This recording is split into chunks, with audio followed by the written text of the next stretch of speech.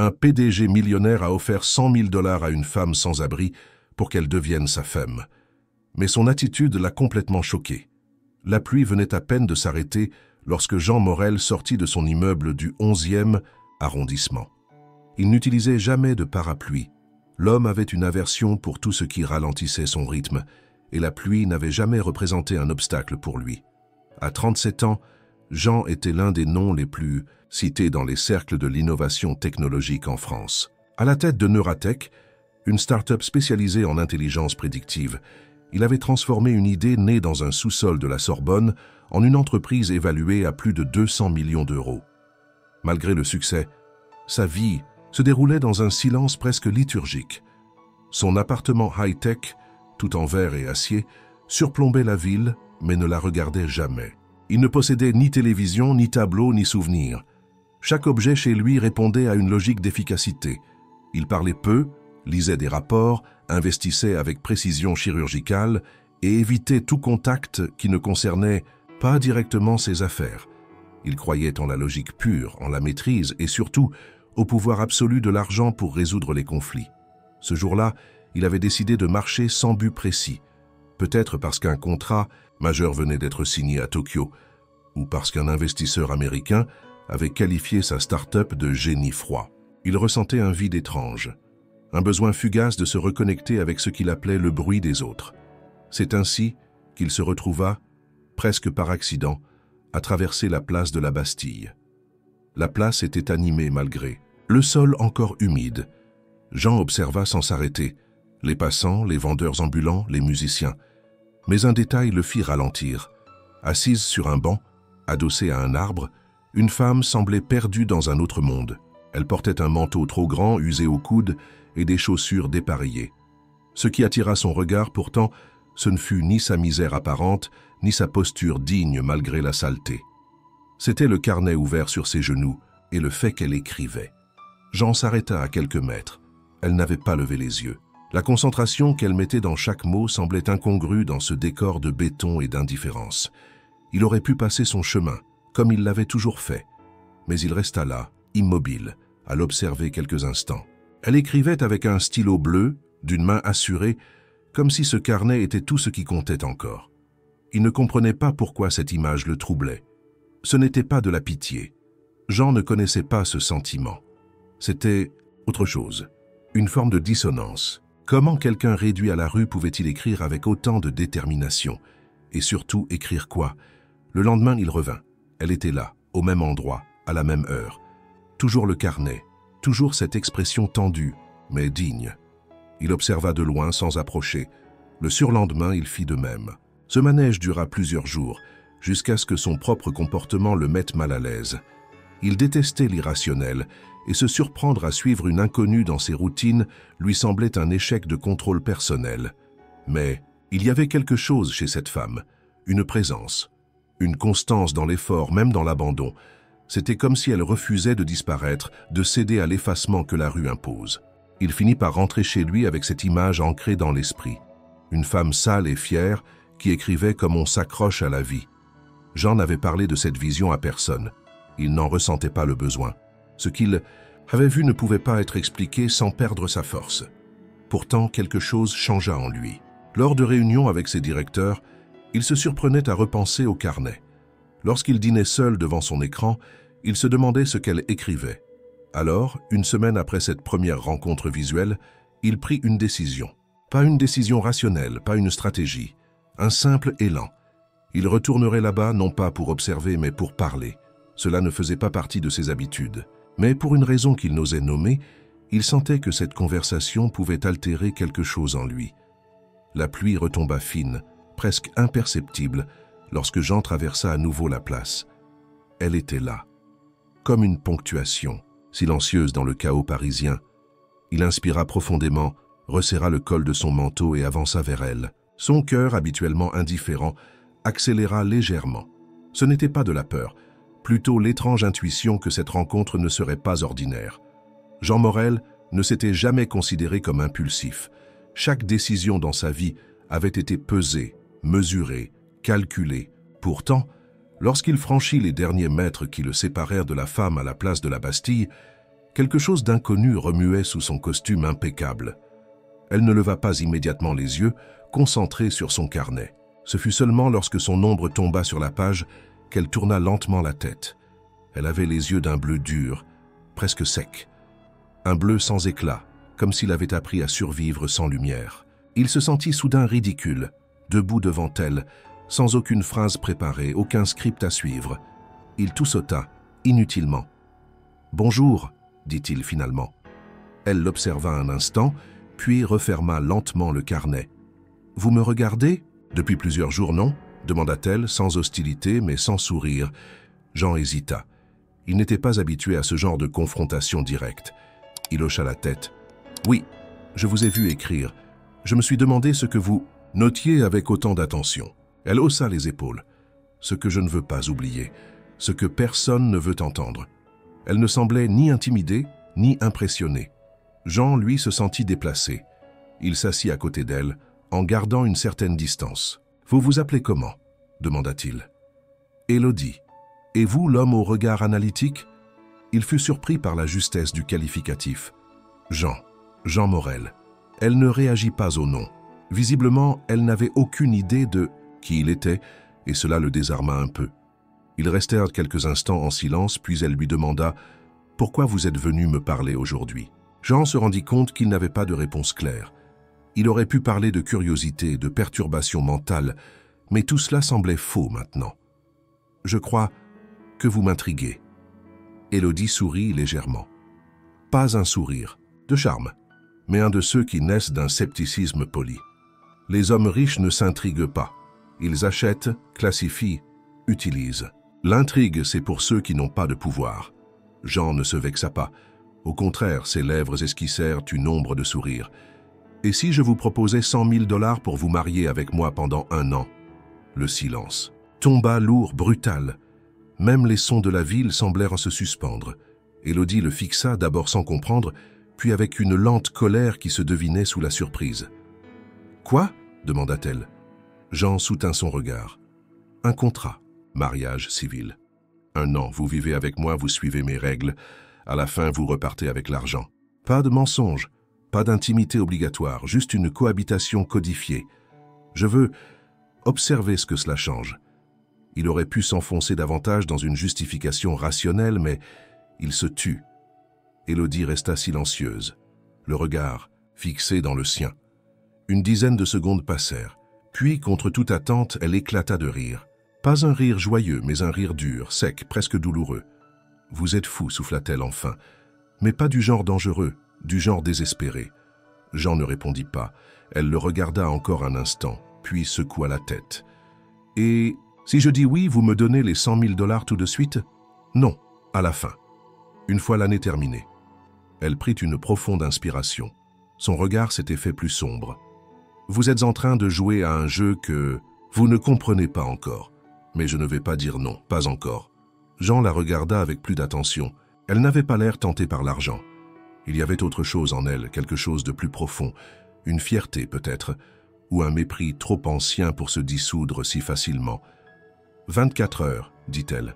« Laissez-moi, 24 heures. Je vous donnerai ma réponse demain, ici, à la même heure, si vous venez. » Elle reprit son carnet, l'ouvrit à une nouvelle page et recommença à écrire comme s'il n'existait plus. Jean resta quelques secondes, puis se leva. En s'éloignant, il sentait un poids inhabituel dans sa poitrine. Ce n'était pas de la honte. C'était une forme de vertige. Il ne savait pas ce qui l'avait déclenché, mais il savait une chose. Il reviendrait. Le lendemain, Jean se leva avant l'aube. Il n'avait pas dormi profondément. La proposition qu'il avait, faite la veille, tournait dans son esprit comme une énigme mal formulée. Ce n'était ni un caprice ni un jeu, mais cela n'avait rien d'un plan logique non plus. Il s'agissait d'une impulsion née d'un vide qu'il ne s'était jamais autorisé à nommer. Et pourtant, l'attente de la réponse d'Élodie l'agitait plus que la signature d'un contrat à 10 millions d'euros. À 11 heures précises, il traversa à nouveau la place de la Bastille. Elle était là, comme elle l'avait promis, assise au même banc, les jambes croisées, le carnet fermé sur ses genoux. Elle portait les mêmes vêtements usés, mais sa posture dégageait une autorité étrange. Jean s'approcha plus lentement que la veille. Elle leva les yeux dès qu'il fut à portée de voix. « Vous êtes venu, dit-elle simplement. Je vous avais dit que je viendrais. » Elle hocha lentement la tête puis tapota le banc à côté d'elle. Hyun s'assit. Cette fois, aucun silence gênant ne s'installa. Elle parlait la première. « J'ai pensé à votre proposition toute la nuit. J'ai tourné l'idée dans ma tête, les secoué comme une boîte vide pour voir si quelque chose tomberait. Et voilà ce que j'ai décidé. » Jean retint son souffle. Elle posa une main sur le carnet comme si elle s'y accrochait, puis déclara « J'accepte, mais pas comme vous l'avez formulé. » Il fronça légèrement les sourcils. Élodie reprit « Je vous donne 1 an de ma vie, 1 an entier, mais je ne jouerai pas à la comédie de l'épouse obéissante. Je viendrai vivre chez vous. J'accepterai vos règles tant qu'elles ne heurtent pas ma dignité. Mais je ne prétendrai pas vous aimer ni vous appartenir. Pas de faux semblants. Si vous voulez apprendre quelque chose, vous devrez renoncer au scénario. Je suis réel, pas un projet. » Jean l'écoutait sans broncher. Elle parlait avec une lucidité presque douloureuse. « Et je ne veux pas de votre argent maintenant, ni à la fin. Si je décide de le prendre un jour, ce sera parce que je l'aurai mérité à mes yeux, pas parce que j'ai signé un contrat pour vous divertir. » Jean était déconcerté. Elle avait retourné sa propre proposition contre lui, comme si elle l'avait disséqué pour en révéler la faiblesse. Et il ne ressentait ni colère ni rejet. Il ressentait du respect, un respect qu'il n'avait pas anticipé. « D'accord, » répondit-il après un instant de silence. « Sans contrat, sans faux semblants, mais sous mon toit, pendant 1 an. »« Sous votre toit, » dit-elle, « pas sous votre contrôle. »« Très bien. » Ils se levèrent ensemble. Élodie rangea son carnet dans un sac en tissu élimé.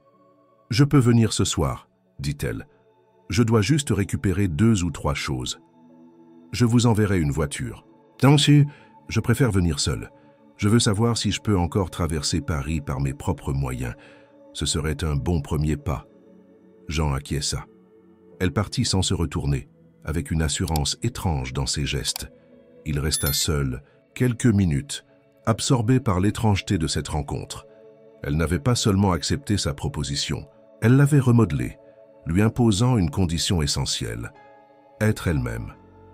Plus tard ce jour-là, dans son appartement lumineux et glacé du Marais, il fit nettoyer la chambre d'amis, demanda à son assistant de retirer tout ce qui pouvait évoquer une présence temporaire et fit remplir le réfrigérateur. Ce fut la première fois depuis des années qu'il ne donnait pas d'instructions liées à un objectif mesurable. Il préparait une place pour quelqu'un dont il ignorait tout, sauf la force du regard. À 20 heures, on sonna à la porte. Jean alla lui-même ouvrir. Élodie se tenait là, avec un sac sur l'épaule et le carnet dans la main. Elle entra sans hésiter, jeta un coup d'œil rapide à l'intérieur et dit « C'est plus impersonnel que je l'imaginais. »« J'aime les lignes épurées, » répondit-il. « Moi aussi. Mais parfois, une ligne droite ne mène nulle part. » Elle posa son sac près de l'entrée, s'approcha de la baie vitrée et regarda les lumières de Paris. « Vous avez une belle vue, mais vous la regardez vraiment ?» Jean, surpris par la question, ne répondit pas. Elle se retourna, déposa son carnet sur la table du salon et dit, d'un ton presque solennel, « Le jeu commence. Mais souvenez-vous, ce n'est pas un jeu pour moi. » Puis elle disparut dans le couloir, laissant derrière elle une impression d'ouragan silencieux. Jean resta debout, face à la ville, et comprit que sa vie venait de basculer sans qu'il ait besoin de signer quoi que ce soit. L'appartement de Jean Morel, perché au dernier étage d'un immeuble moderne du Marais, semblait suspendu au-dessus de Paris. Murs de verre, lignes épurées, meubles aux angles nets, chaque objet avait été choisi pour disparaître dans la fonctionnalité. Il n'y avait ni rideau, ni bibelot, ni livre visible. L'espace semblait respirer l'obsession du contrôle, comme si chaque mètre carré avait été conçu pour empêcher l'imprévu. Lorsqu'Élodie franchit la porte avec son sac en bandoulière et son carnet, ce monde géométrique sembla vaciller imperceptiblement. Elle s'installa dans la chambre d'amis sans poser de questions, observa les lieux sans admiration ni gêne, comme si elle reconnaissait dans cet espace une solitude cousine de la sienne. Jean, fidèle à lui-même, lui donna quelques consignes simples. Les horaires du ménage, l'accès à la cuisine, la connexion Wi-Fi, les règles de discrétion lorsqu'il recevait des partenaires. Mais dès le 3e jour, il comprit que les règles seraient des frontières symboliques.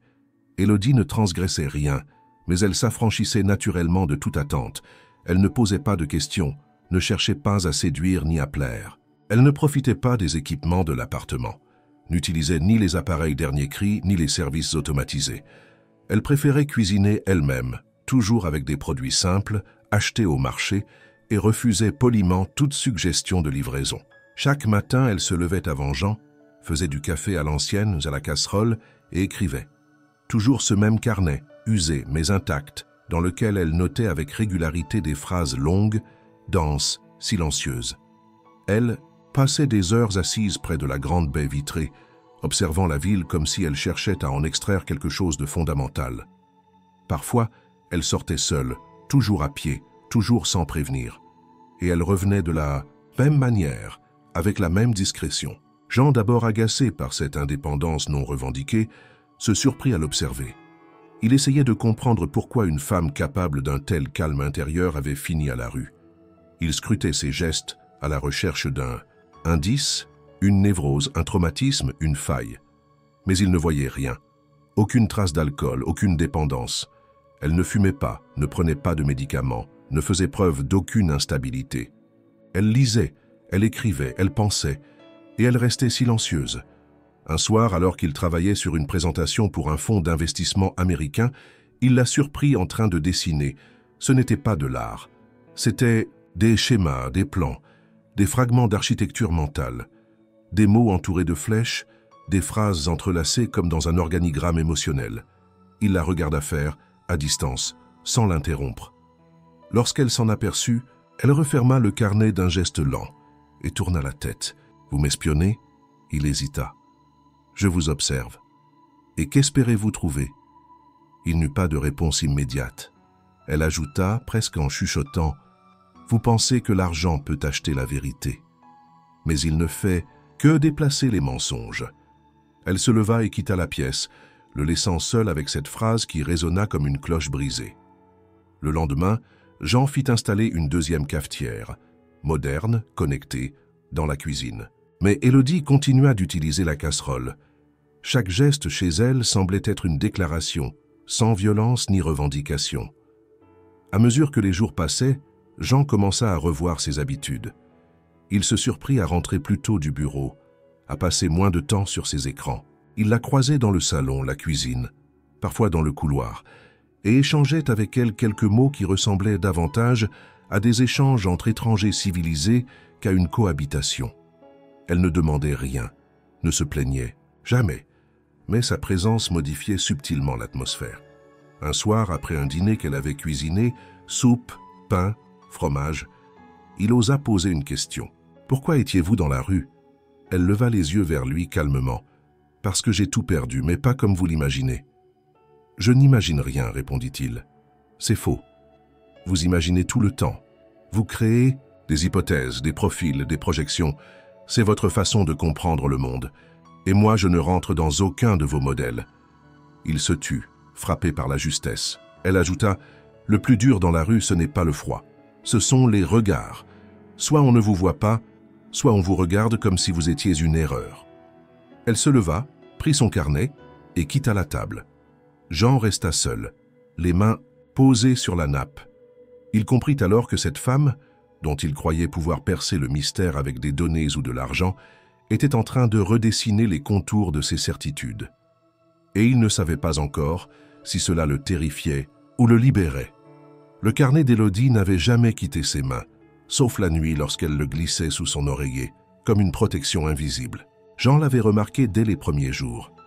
Elle écrivait dedans chaque matin et souvent après le dîner dans un coin du salon ou à la table de la cuisine. Parfois, elle relisait des pages entières, gribouillait des marges, corrigeait une phrase, ajoutait une note. Le carnet semblait être une extension de sa mémoire, une mémoire qu'elle ne voulait ni effacer ni confier au hasard. Jean, malgré lui, devenait obsédé par cet objet. Il n'en parlait pas, mais ses yeux revenaient toujours vers le carnet, dès qu'il entrait dans une pièce où elle se trouvait.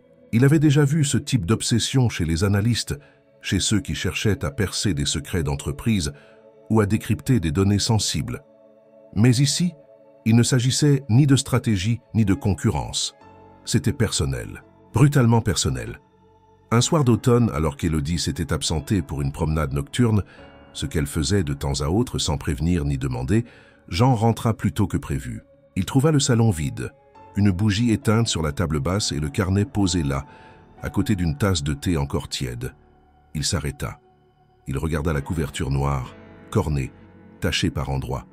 Il n'y avait aucun titre, aucun nom. Juste ce silence qui hurlait d'attente. Il s'assit lentement, le carnet à portée de main mais sans le toucher. Il resta là de longues minutes, à lutter contre son envie d'ouvrir.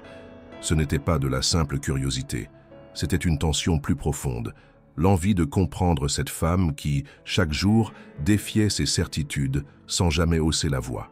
Finalement, il tendit la main, ses doigts frôlèrent la couverture, et il se ravisa. Quand Élodie revint, une demi-heure plus tard, elle le trouva dans le salon, les yeux fermés. Le carnet était toujours là, intact. Elle s'en approcha, le prit doucement, le serra contre sa poitrine et s'assit dans son fauteuil habituel. Jean rouvrit les yeux. « Je ne l'ai pas lu, dit-il. »« Je sais, répondit-elle. Un nouveau silence s'installa, mais celui-ci était différent. Moins, tendu, plus dense. « Ce carnet, finit-il par dire, il représente quoi pour vous ?» Elle hésita un instant puis répondit. « C'est la seule chose que j'ai gardée de celle que j'étais. Tout le reste m'a été enlevé, détruit ou abandonné. Vous y racontez votre histoire ?» Elle secoua lentement la tête. « Non, j'y raconte ce que je refuse d'oublier. Ce n'est pas pareil. » Jean se pencha en avant. « Et si vous perdiez ce carnet ?» Elle le regarda droit dans les yeux. « Alors je me perdrais aussi. » Il ressentit un frisson, une peur qu'il ne connaissait pas. Il comprenait d'un coup que ce carnet n'était pas un simple journal. C'était un ancrage, un lien avec ce qui restait d'elle dans un monde qui l'avait effacé. Les jours suivants, il cessa de guetter le carnet. Il le voyait toujours, mais ne le regardait plus de la même façon. Il en respectait la présence comme on respecte un sanctuaire. Il comprenait aussi que son désir d'y pénétrer était une forme de violence, aussi douce soit-elle. Élodie n'avait jamais refusé de parler. Elle refusait simplement de le faire selon ses règles à lui. Cette prise de conscience l'ébranla. Pour la première fois depuis des années, Jean perdit son appétit de contrôle. Il se mit à observer non pour comprendre, mais pour apprendre. Il regardait Élodie lire, écrire, marcher dans l'appartement. Il notait ses silences, ses gestes, les rythmes discrets de sa présence. Et il sentit lentement qu'un autre regard naissait en lui. Une nuit, il l'entendit sangloter dans sa chambre. Il s'approcha sans bruit, posa la main sur la porte, fermée mais ne frappa pas. Le matin suivant, il la trouva en train de faire du café, les yeux légèrement rougis. Il ne dit rien, elle non plus. Ils burent en silence côte à côte, comme deux survivants d'un naufrage invisible. C'est à ce moment-là que Jean commença à remettre en question ses propres motivations. Pourquoi l'avait-il vraiment invitée? Était-ce un défi, une expérience, ou bien une tentative inconsciente de sauver quelque chose en lui qui s'était éteint depuis longtemps? Il n'avait pas encore les réponses, mais il savait que, désormais, la question importait plus que la solution. Et ce carnet, fermé sur la table pendant qu'elle cuisait des œufs, lui rappelait que certaines vérités ne s'offrent pas, elles se méritent. L'automne s'installait pleinement sur Paris, recouvrant les rues d'un tapis de feuilles brunes et dorées. L'appartement de Jean, toujours aussi épuré, accueillait pourtant désormais une chaleur discrète, presque imperceptible. Les bougies qu'Élodie allumait certains soirs, les odeurs de plats mijotés et le son lointain de musique classique que Jean n'avait jamais écouté auparavant apportaient une douceur inhabituelle à ce lieu autrefois froid. Ce samedi-là, alors que Jean corrigeait des documents pour une présentation stratégique, la sonnette retentit de manière brusque. Il n'attendait personne. Il jeta un œil vers Élodie, qui lisait près de la baie vitrée, puis se dirigea vers la porte. En l'ouvrant, il découvrit un homme vêtu d'un manteau en cachemire et au sourire un peu trop large. C'était Mathieu Delcourt, un ancien camarade de Sciences Po, aujourd'hui directeur financier d'un fonds d'investissement partenaire. « Jean, je passais dans le quartier, je me suis dit que je tenterais ma chance. Tu es toujours aussi difficile à attraper. » Jean hésita mais s'écarta pour le laisser entrer. Mathieu entra d'un pas rapide, le regard fouillant l'espace, avec la curiosité des gens habitués à cataloguer ce qu'ils voient. Toujours aussi minimaliste. « Hein ?» Et toujours aussi seul. Avant que Jean ne réponde, Mathieu aperçut Élodie. Elle se leva calmement, posa son livre et s'approcha. « Bonjour », dit-elle simplement. Mathieu la détailla d'un coup d'œil de la tête aux pieds. Elle portait une robe simple, des cheveux attachés en un chignon lâche, et son carnet était posé sur la table basse. Il haussa un sourcil. « Tiens donc. Et toi, Jean, tu caches une compagne. Je suis impressionné. C'est original. » Le ton était moqueur, teinté d'un mépris mal dissimulé. Jean sentit une tension monter, mais Élodie ne broncha pas. Elle croisa les bras et répondit « Non, je ne suis pas sa compagne. Je suis juste un être humain. » Le silence fut tranchant. Mathieu ricana. « Évidemment. Excusez-moi. Un être humain. J'imagine que c'est le nouveau langage ici. Jean toujours dans l'innovation, hein ?» Jean s'avança, sec, froid. « Si tu es venu pour plaisanter, c'est mal tombé. » Mathieu sourit, leva les mains. « Je plaisantais, mon vieux. Détends-toi. » Bon, je ne faisais que passer de toute façon. Il se dirigea vers la porte, puis se retourna une dernière fois vers Élodie. « Enfin, bravo, mademoiselle. Vous avez trouvé une place au chaud. C'est rare, les pièces de rue qui se retrouvent dans des pantouses. » Le regard d'Élodie vacilla. Un éclat fugitif de douleur traversa son visage, qu'elle s'empressa de contenir. Elle ne répondit pas. Jean, lui, referma la porte sans un mot. Il resta un instant face à elle, incertain. Il voulait s'excuser, justifier, dire que Mathieu ne comptait pas, que ce n'était qu'un idiot. Mais rien ne sortit. « Je vais me coucher », dit-elle simplement. Sa voix était calme, mais ses yeux ne l'étaient plus. Elle traversa le couloir sans le regarder. La porte de sa chambre se ferma doucement, presque trop doucement. Jean resta seul dans le salon, les mains tremblantes. Il ne se souvenait pas d'avoir ressenti de colère aussi vive depuis longtemps. Pas contre Mathieu, contre lui-même. Parce qu'il n'avait rien dit. Parce qu'il avait laissé passer la blessure. Le lendemain matin, la chambre d'Élodie était vide. Le lit soigneusement fait. Le carnet disparu. Elle n'avait rien emporté d'autre, sinon son silence. Jean fouilla l'appartement sans se l'avouer. Il descendit dans la rue, marcha sans direction, repassa par les bouquinistes, par les bancs, de la Bastille, par les ruelles où elle aimait se promener. Rien. Les heures passèrent, puis les jours. Jean interrogea discrètement des associations, des passants, sans révéler son implication. Il n'avait ni photo ni nom de famille, juste un vide à combler. Il comprit alors que la présence d'Élodie avait été plus qu'une perturbation dans sa routine. Elle avait ouvert une brèche. 5 jours plus tard, alors que le soleil commençait à décliner, il retourna à la place de la Bastille. Il la trouva là, assise sur le même banc qu'au tout début, carnet sur les genoux. Elle le vit arriver, mais ne bougea pas. Il s'assit lentement à ses côtés. Ils restèrent silencieux quelques minutes. « Je suis désolé, dit-il enfin. Pas pour ce qu'il a dit, pour ce que je n'ai pas dit. » Elle ferma doucement son carnet. « Tu n'as rien fait de mal, Jean, tu as juste fait comme d'habitude. J'aurais dû te défendre. » Elle tourna la tête vers lui. « Je n'ai pas besoin d'un défenseur. J'ai besoin de ne pas être oublié. » Ils se regardèrent longtemps. Et pour la première fois, Jean sentit une faille s'ouvrir en lui. Une faille humaine, irréversible. Depuis le jour de sa disparition, Jean Morel avait compris qu'il ne pourrait plus revenir à sa vie d'avant. L'absence d'Élodie s'était imprimée dans son quotidien avec une précision douloureuse.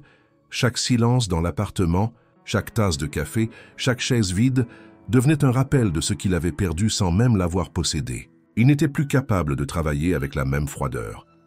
Il lisait sans retenir, répondait aux réunions sans écouter. Il était présent physiquement, mais ailleurs en pensée, toujours dans cette place, toujours sur ce banc. Les sapassis. Jours suivants furent un exercice d'humilité. Jean, qui avait toujours utilisé des assistants pour les tâches pratiques, sortit lui-même, à pied, pour chercher Élodie. Il retourna à la place de la Bastille matin et soir. Il explora les environs, demanda discrètement dans les abris sociaux, dans les églises, auprès des vendeurs ambulants. Il interrogea les passants avec une maladresse qu'il ne tentait même plus de dissimuler. Peu à peu, il devenait un étranger dans sa propre ville, celle qu'il croyait connaître, mais qu'il n'avait jamais vraiment regardée.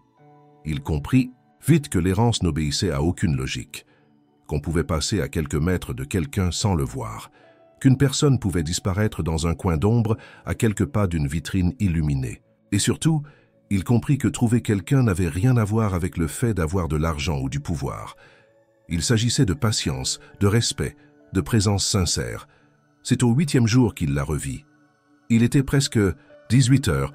Un ciel gris d'hiver descendait sur Paris. Il tournait dans les ruelles derrière l'Opéra Bastille quand il la vit, assise sur le même banc qu'à leur première rencontre. Elle portait les mêmes vêtements usés, mais son visage avait changé. Il n'y avait pas de colère ni de détresse, juste cette même expression ferme et calme, celle qui l'avait tant intrigué au début. Il s'approcha lentement. Elle ne leva pas immédiatement les yeux. Quand elle le fit, ce fut sans surprise. « Tu es revenu, dit-elle. »« Bien sûr. » Elle hocha la tête, comme si c'était la réponse qu'elle attendait. « Je ne suis pas parti parce que j'étais blessé. Je suis parti parce que je voulais voir si tu me suivrais. Pas pour me rattraper, mais pour comprendre pourquoi tu m'avais laissé tomber. » Jean s'assit à côté d'elle, sans parler. Le froid se faisait sentir, mais il ne tremblait pas. Elle non plus. « Tu avais raison, dit-il après un long silence. Je t'ai laissé tomber. Pas seulement ce jour-là. Depuis le début, je t'ai regardé comme un mystère à résoudre, comme une donnée à analyser. Je ne t'ai jamais vraiment vu. » Elle tourna légèrement la tête vers lui. « Et maintenant, je ne veux plus comprendre. Je veux apprendre. De toi. Avec toi. » Elle resta silencieuse. Les minutes passèrent. Des passants les croisaient sans leur accorder un regard. Deux silhouettes assises sur un banc, perdues dans une ville qui n'écoute plus. Puis elle dit lentement, « Ce n'est pas à moi de te dire comment réparer ce que tu ne savais pas avoir brisé. Non, mais c'est à moi de commencer. » Jean posa ses mains sur ses genoux, s'inclina légèrement vers elle. « Reviens. Pas pour moi. Pour toi.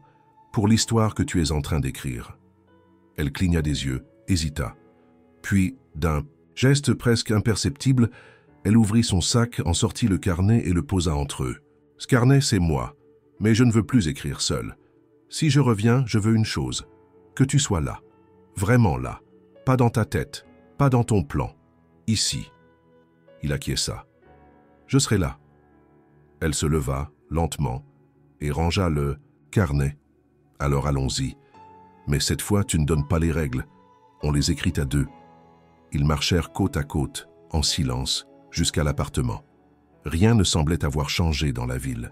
Les feux de circulation rythmaient encore les mouvements mécaniques des voitures. Les vitrines brillaient. Les passants défilaient, distraits.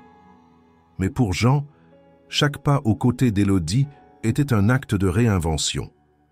De retour dans l'appartement, il la laissa entrer la première. Elle déposa son sac, observa autour d'elle, puis dit simplement « Il manque une plante ici, et un tapis. » Jean sourit. « On peut aller en chercher demain. » Elle s'installa à la table, ouvrit son carnet à une page blanche. « Ce soir, je cuisinerai. Et toi, tu me raconteras quelque chose sur toi. Quelque chose que personne ne sait. » Il hocha la tête. Elle se leva, se dirigea vers la cuisine. Jean la regarda bouger dans l'espace qu'elle s'était réapproprié, avec une aisance nouvelle. Elle n'était plus une invitée. Elle était revenue en tant que présence, une présence qui n'attendait plus d'être comprise, mais acceptée. Et lui, pour la première fois de sa vie, se sentait prêt à accueillir sans condition. 2 semaines s'étaient écoulées depuis le retour d'Élodie dans l'appartement de Jean. Le quotidien avait trouvé un nouvel équilibre, fait de rituels partagés et de silences plus riches que les mots. Jean, qui autrefois évitait toute forme d'intimité, se surprenait à écouter les respirations du matin, à attendre le bruit familier de l'eau qui chauffe, à lire les signes minuscules de la présence d'Élodie comme s'ils formaient une langue nouvelle. Un vendredi, alors que la ville se noyait dans une pluie fine, Élodie l'interrompit pendant qu'il classait des documents. « Viens à Lyon avec moi, » dit-elle. Il leva les yeux, surpris. « Lyon ? Il y a un endroit là-bas, un petit restaurant près des quais. Ce n'est pas chic, ce n'est pas connu, mais j'y ai vécu quelque chose que je veux te montrer. » Jean n'hésita pas. Il accepta sans poser de questions, comme si l'invitation contenait une réponse longtemps attendue. Ils prirent un train matinal le lendemain, assis l'un à côté de l'autre dans un silence confortable. Élodie regardait par la fenêtre, le carnet fermé sur ses genoux. Jean ne regardait rien. Il la regardait, elle. Arrivés à Lyon, ils prirent un tram, puis marchèrent à travers des rues pavées, jusqu'à un petit établissement à l'enseigne, délavé, le relais de Margot. À l'intérieur, des tables en bois usé, des nappes à carreaux, une odeur de soupe aux légumes, une femme âgée derrière le comptoir les accueillit d'un sourire chaleureux. « Élodie, mon Dieu, c'est bien toi ?» Élodie s'approcha, l'embrassa doucement. « Bonjour Margot, je ne suis là que pour un dîner. Et pour un souvenir. » Margot les installa à une table près de la fenêtre. Jean observait les murs couverts de photos en noir et blanc, de vieux journaux, de dessins d'enfants. Rien ne brillait, mais tout vibrait de vie. « C'est ici que je venais déjeuner quand j'enseignais au lycée du quartier, » dit Élodie. « Margot m'avait prise en affection.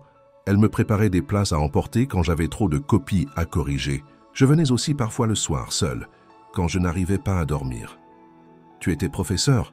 demanda Jean. Elle acquiesça. « Littérature et philosophie. Des adolescents pleins de feu, de doutes, de colère. J'adorais ça. C'était chaotique, imprévisible, vivant. » Elle commença à raconter. Comment elle avait commencé à enseigner après des études passionnées mais précaires. Comment elle avait perdu ses parents dans un accident de voiture alors qu'elle n'avait que 26 ans. Comment elle avait refusé d'abandonner ses élèves, même dans les moments les plus durs. Et puis un jour, j'ai dénoncé une chose que je ne pouvais plus supporter. Une manipulation de notes, organisée par la direction pour obtenir plus de financement. On m'a fait passer pour instable. On a égaré mes dossiers. On m'a suspendu pour fatigue psychologique. Jean écoutait en silence. Il ne prenait pas de notes mentales, ne classait pas les informations. Il recevait simplement. J'ai tout tenté pour faire reconnaître la vérité, mais personne ne voulait remuer la boue. Le rectorat m'a radié. J'ai perdu mon logement, mes droits, mes repères. Et puis un jour, j'ai arrêté de me battre. Je suis sorti avec un sac et j'ai marché, jusqu'à ce que la rue devienne mon adresse. Margot apporta 2 assiettes fumantes, une daube simple avec des pommes de terre fondantes. Élodie la remercia d'un sourire. Jean, lui, posa sa fourchette un instant. « Tu as été brisé pour avoir dit la vérité. J'ai été puni pour avoir refusé de me taire. » Ils mangèrent lentement. La lumière jaune des lampes adoucissait les traits d'Élodie. Elle n'était pas triste en racontant. Elle parlait comme quelqu'un qui avait fait la paix avec ses souvenirs, même les plus douloureux. Après le dessert, un flan maison tiède et sucré, ils restèrent un moment à la table. Margot leur apporta un café. « Je suis heureuse de te revoir, dit-elle à Élodie. Et toi, monsieur, prenez soin d'elle. C'est une femme qui vaut plus que l'or. » Jean hocha la tête, incapable de parler. Sur le chemin du retour, ils marchèrent, lentement, bras frôlant bras. Elle tenait son carnet d'une main, mais il ne semblait plus aussi lourd qu'avant. Dans le train, elle s'endormit sur son épaule. Jean la regarda, les paupières closes, les traits apaisés. Il comprit que ce qu'elle lui avait offert ce soir-là n'était pas une histoire, mais une confiance. Et il sut, sans l'ombre d'un doute, que quelque chose en lui venait de changer pour toujours. Les jours suivant leur retour de Lyon furent paisibles. Jean travaillait avec une concentration nouvelle, mais ses pensées revenaient sans cesse aux confidences d'Élodie. Le récit de son passé le hantait, non par pitié, mais par une admiration silencieuse. Chaque détail, chaque mot prononcé par elle à ce dîner dans le petit restaurant de Margot, avait éclairé une part d'ombre de son existence. Un matin, alors qu'Élodie était sortie pour une promenade prolongée, Jean se retrouva à classer des dossiers dans sa bibliothèque de travail. En fouillant une vieille pile de journaux conservés pour une future analyse de tendances médiatiques, vestige de son époque d'analyste compulsif, il tomba sur une revue oubliée datant de plusieurs années. Le titre principal n'attira pas son attention, mais un petit encart en bas à droite éveilla sa curiosité. Il lut « Professeur suspendu après avoir dénoncé une fraude scolaire, le témoignage d'Élodie M ». Son cœur accéléra. Il ouvrit la revue d'un geste brusque, feuilleta jusqu'à l'article, 2 colonnes serrées, une photo en noir et blanc floue en haut à gauche. Elle. Plus jeune, les traits tirés par la fatigue, mais le regard déjà dur, déjà droit. Il lut chaque mot absorbé. L'article racontait tout ce qu'elle lui avait dit à Lyon, mais avec la froideur factuelle d'un texte journalistique. On parlait de manipulation de notes, de pression sur les enseignants, de détournement de subventions. Élodie avait témoigné, fourni des preuves, mais tout avait été classé sans suite par l'académie. Le directeur du lycée avait été déplacé discrètement, sans sanction officielle. Elle, en revanche, avait vu sa réputation ruinée. L'article se terminait sur une phrase qui resta imprimée dans l'esprit de Jean. On ne pardonne jamais à ceux qui osent troubler la façade. Il resta assis, immobile. Pendant de longues minutes, il ne bougea pas. Le journal glissa de ses genoux et tomba au sol. Il ressentit un mélange de rage froide et de respect profond. Elle avait dit la vérité. Elle s'était levée contre un système injuste. Et personne n'avait écouté. Ce n'était pas l'histoire d'une chute, c'était celle d'un sacrifice. Elle n'avait pas fui. Elle avait résisté. Et elle avait perdu. Pas par faiblesse, mais par excès de courage. Lorsqu'elle rentra ce soir-là, Jean l'attendait dans le salon. Elle entra, posa son sac et vit le journal sur la table basse. Elle s'arrêta net. Le silence fut épais, presque tangible. « Tu l'as lu » dit-elle simplement. Il hocha la tête. « Pourquoi ne me l'as-tu pas montré plus tôt ?»« Parce que je voulais savoir si tu pouvais m'écouter sans avoir besoin de preuves. » Jean se leva, s'approcha d'elle. « Tu es la femme la plus forte que j'ai rencontrée, et la plus seule. » Elle détourna les yeux. « Ce n'est pas la solitude qui m'a détruite, c'est l'indifférence. L'indifférence des autres face à ce que j'essayais de défendre. » Il posa une main sur son épaule. Elle ne recula pas.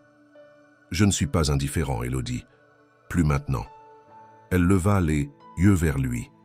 Il n'y avait pas de larmes, seulement une fatigue immense et une reconnaissance muette.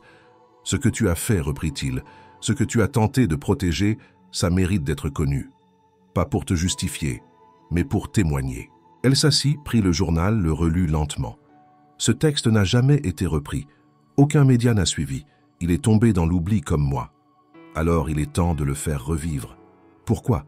Pour que je sois vue comme une héroïne? Je ne suis pas une héroïne, Jean. Je suis une femme que le système a broyée. Non, tu es une femme qui a refusé de se briser totalement. C'est ce qui te rend unique.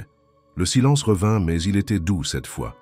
Elle se leva, alla chercher son carnet, le posa sur la table. Tout ce qui n'est pas dans cet article est ici. Les noms, les dates, les élèves, les réactions, les lettres que j'ai envoyées, les réponses que je n'ai jamais reçues. Jean toucha le carnet du bout des doigts, sans l'ouvrir. « Est-ce que je peux… » Pas encore. Mais bientôt. Ils passèrent la soirée côte à côte, sans allumer la télévision, sans musique. Juste les pages du carnet qu'elle feuilletait lentement, lisant à voix haute de temps en temps une phrase, un souvenir, une lettre jamais envoyée. Il écoutait vraiment, comme il n'avait jamais écouté personne. Et dans ce salon autrefois vide, une vérité simple se dessinait peu à peu. Il ne s'agissait plus d'un contrat, ni d'une expérience. Il s'agissait de réparer, de réécrire, de reconstruire. Ensemble. Depuis la découverte de l'article, quelque chose d'irréversible s'était produit en Jean Morel. Ce qu'il ressentait pour Élodie n'était plus une simple fascination née de la différence ou du mystère. C'était une forme de respect profond, de connexion authentique qu'il n'avait jamais éprouvée auparavant, ni pour un associé, ni pour une amante, ni même pour ses anciens amis.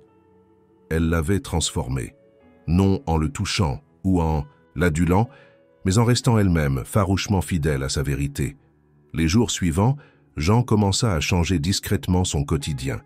Il annula un dîner avec des investisseurs qui ne le passionnaient plus. Il refusa une conférence à Londres qu'il aurait, quelques mois plus tôt, acceptée sans hésiter. Il réduisit son emploi du temps, déplaça des réunions, délégua. Et surtout, il passa plus de temps à la maison. Non pour surveiller Élodie, mais pour la côtoyer. Pour apprendre à la connaître sans l'interrompre. Elle, de son côté, avait adouci certains gestes, sans perdre sa retenue. Elle parlait un peu plus, riait parfois. Elle ne parlait jamais d'avenir, jamais de projet. Mais elle se laissait doucement apprivoiser par la routine. Son carnet restait toujours à portée de main, mais il n'était plus une barrière. Il devenait un pont. Un soir, alors qu'ils dînaient d'un plat simple qu'ils avaient cuisiné ensemble, des lentilles aux légumes et du pain grillé. Jean reposa sa fourchette, la regarda longuement, puis dit « Élodie, je veux refaire ma proposition. » Elle s'arrêta de manger, les yeux fixés sur lui. Elle ne dit rien. Il poursuivit avec lenteur « Je ne parle plus d'un contrat, je ne parle plus d'un an ni de 100 000 $. Je ne parle pas de cohabitation ni de règles. Je parle de moi, de toi, d'une relation réelle, sans accord, sans rôle à jouer, juste une histoire à écrire ensemble. » Elle ne répondit pas tout de suite. Elle posa sa fourchette, croisa les bras, puis le fixa avec une intensité qui le fit frémir. « Tu veux m'aimer » demanda-t-elle doucement. « Je crois que je le fais. Déjà, murmura-t-il. Tu sais ce que cela signifie, ce que cela exige ? Non, mais je suis prêt à l'apprendre. » Elle se leva, fit quelques pas dans la pièce, puis se retourna vers lui. « Ce n'est pas une question de promesse, c'est une question de regard. Est-ce que tu es capable de me regarder, chaque jour, sans essayer de me corriger, de me sauver, ou de me transformer en image de toi-même » Jean se leva aussi. Il s'approcha lentement. « Je veux te voir comme tu es, pas comme je voudrais que tu sois. Et si un jour je m'effondre de nouveau, si mes blessures reprennent le dessus, alors je resterai là, non pour te porter, mais pour marcher à côté. » Elle baissa les yeux, puis les releva. « Avant de répondre, dit-elle, il y a quelque chose que tu dois lire. » Elle disparut dans sa chambre, revint avec le carnet noir qu'elle tenait depuis le début. Elle le posa devant lui. « Tu peux l'ouvrir maintenant, mais lis-le en entier. Pas en travers, pas en accélérant. Et quand tu auras fini, je veux que tu réfléchisses. Pas à moi, à toi, à ce que tu veux vraiment vivre. » Jean prit le carnet entre ses mains. Il sentit son poids, la texture rugueuse de la couverture, l'usure des coins. Ce n'était pas un simple cahier, c'était un fragment d'âme. « Je le lirai ce soir. »« Bien, moi je sortirai. Je veux que tu sois seul avec ça. Où vas-tu ? Marcher, penser, me retrouver et te laisser me découvrir sans me regarder. » Elle enfila un manteau, prit une écharpe et quitta l'appartement. Jean resta seul avec le carnet posé devant lui, tel un coffre contenant une mémoire invisible. Il s'assit, l'ouvrit à la première page. Une date, un lieu, une phrase. Ce jour-là, j'ai cessé de croire que dire la vérité suffisait.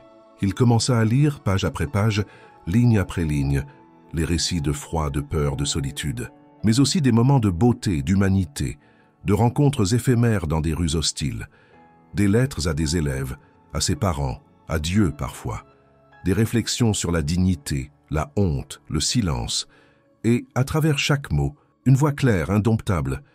Jean lut jusqu'au petit matin. Il ne s'arrêta pas, il ne pleura pas non plus, mais il sentit chaque mot s'imprimer en lui comme une brûlure lente. Quand il referma le carnet, le ciel commençait à blanchir. Il se leva, se lava le visage, s'assit près de la baie vitrée. Il savait déjà qu'il avait sa réponse. Pas celle qu'elle attendait, mais celle qu'il devait donner. L'aube se levait lentement sur Paris.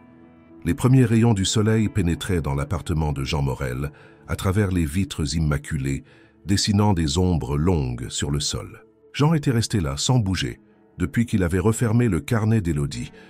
La lumière matinale n'effaçait rien de ce qu'il venait de lire. Au contraire, elle en amplifiait le poids, comme si chaque mot inscrit entre ces pages avait creusé un sillon silencieux en lui. Le carnet n'était pas un journal intime, c'était une œuvre, un recueil de récits, de pensées, de douleurs, mais aussi d'actes de résistance. Chaque fragment racontait l'invisible, le froid sous les ponts, le regard fuyant des passants, la honte d'avoir faim, la rage de rester digne. Il y avait des lettres à des élèves disparus, des dialogues imaginaires avec ses parents morts, des textes courts sur la beauté fugace d'une flamme de bougie ou le parfum d'un café partagé avec un autre sans-abri. Il y avait aussi des notes d'observation, presque sociologiques, sur le fonctionnement des centres d'accueil, sur la violence symbolique des démarches administratives, sur la manière dont on déshumanise quelqu'un sans jamais le toucher. Mais ce qui bouleversa le plus Jean, ce fut la constance du regard.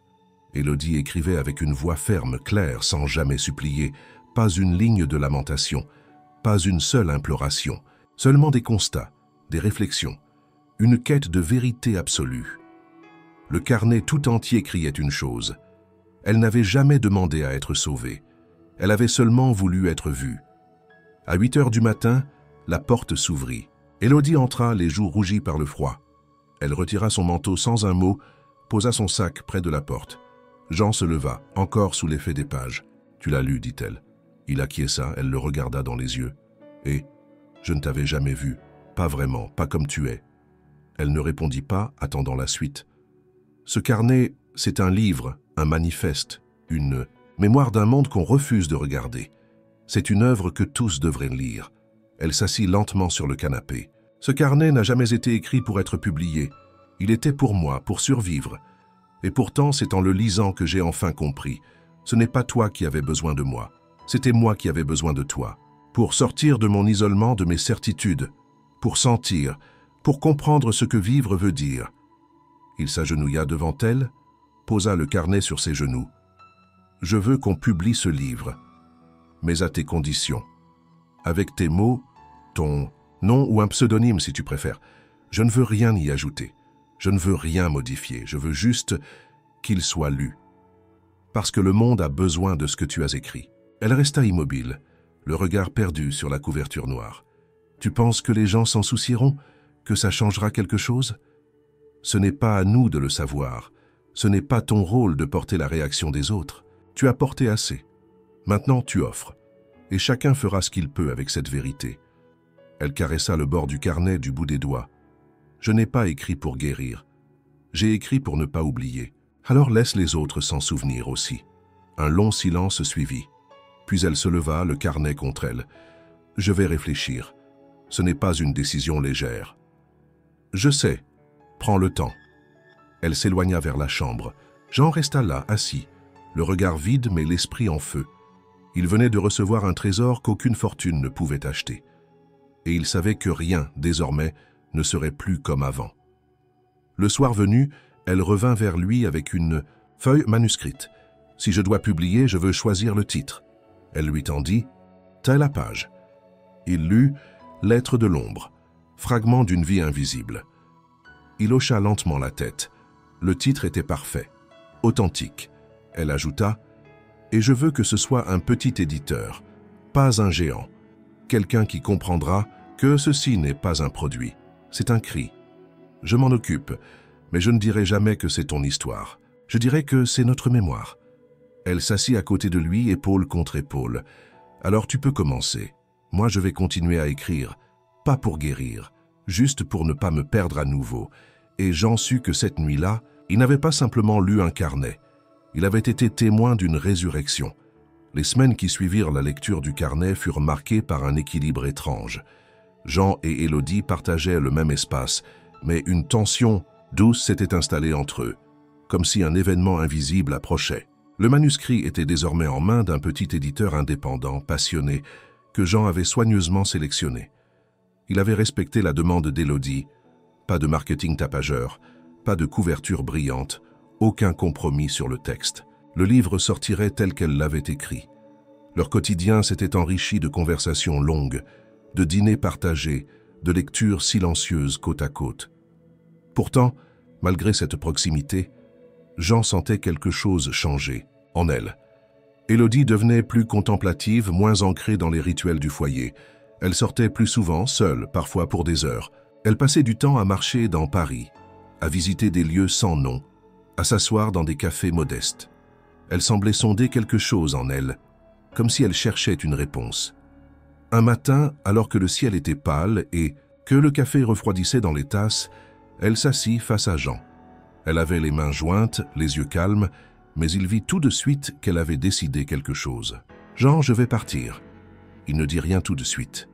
Il sentit son cœur se contracter, mais il garda le silence. Elle poursuivit.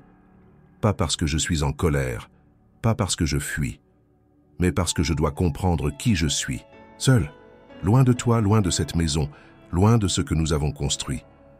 Tu crois que ce qu'on a construit t'empêche d'être toi? Non, mais ça m'abrite, et je ne veux plus d'abri.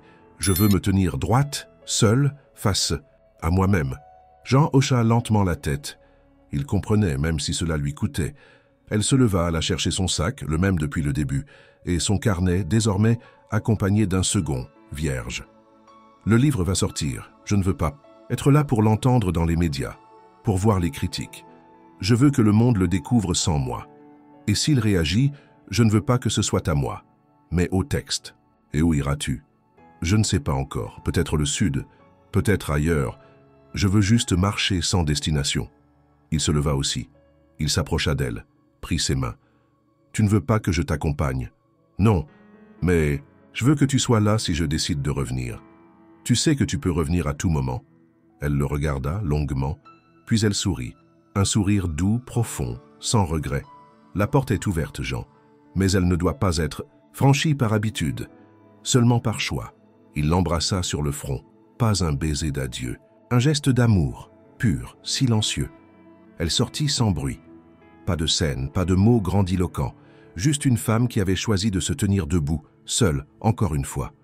Jean resta longtemps dans le salon, immobile. Il ne pleura pas. Il ne ressentit ni abandon ni tristesse. Il ressentit quelque chose de plus grand. La certitude d'avoir été témoin d'un acte de courage et la conviction que l'amour véritable ne retient pas. Il libère. Les jours suivants furent silencieux, mais pas vides. Jean reprit ses habitudes, mais rien n'était comme avant. Il vivait autrement. Il écrivait lui aussi parfois de courtes pensées, des réflexions inspirées d'Élodie. Il conservait les 2 tasses du matin. Il continuait à cuisiner des plats simples. Et il attendait, pas avec impatience, avec espoir. Il avait compris que certaines personnes, quand elles entrent dans votre vie, ne s'y installent pas pour combler un manque. Elles y viennent pour y révéler une vérité. Et Élodie l'avait fait, en entier, sans compromis. L'automne était revenu sur Paris, avec ses feuilles roussies, ses ruelles humides, et ce parfum mélancolique de fin de cycle. Les jours raccourcissaient, la lumière devenait plus douce, presque nostalgique. Jean Morel marchait seul, comme souvent depuis le départ d'Élodie. Il n'avait pas essayé de la retrouver. Elle n'avait pas appelé, pas écrit. Mais son absence n'était pas un vide. C'était une présence invisible, continue, comme un écho dans les murs de son esprit. Le livre était sorti 1 mois plus tôt. Lettres de l'ombre, fragment d'une vie invisible, avait été publié sans préface, sans photo, sans explication. Le nom d'Élodie Martin figurait en couverture, simplement, sans titre ni ornement. L'accueil avait été modeste au départ, puis quelque chose d'étrange s'était produit. Des lecteurs anonymes avaient commencé à en parler sur les réseaux sociaux, des enseignants l'avaient recommandé à leurs élèves. Des extraits circulaient sur des blogs engagés, sur des comptes littéraires. Le livre ne faisait pas scandale. Il touchait, il éveillait. Des journalistes culturels commencèrent à s'y intéresser. Des libraires le mettaient en vitrine sans l'avoir prévu. Un critique littéraire reconnu déclara dans une émission que c'était le texte le plus humain et le plus impitoyable de l'année. Mais Jean, lui, ne suivait rien de tout cela avec l'avidité d'un éditeur ou la fierté d'un initiateur. Il lisait chaque commentaire comme on relit une lettre perdue, avec gratitude et humilité. Ce matin-là, en flânant près de la place de la Bastille, il s'arrêta devant une petite librairie de quartier. En vitrine, un exemplaire du livre trônait entre 2 romans connus. La couverture noire, le titre discret, le nom d'Élodie. Il entra, poussé par une impulsion douce. À l'intérieur, un étal proposait quelques exemplaires. Il en prit un, même s'il en possédait déjà 3 chez lui. Il voulait sentir à nouveau le poids du livre entre ses mains.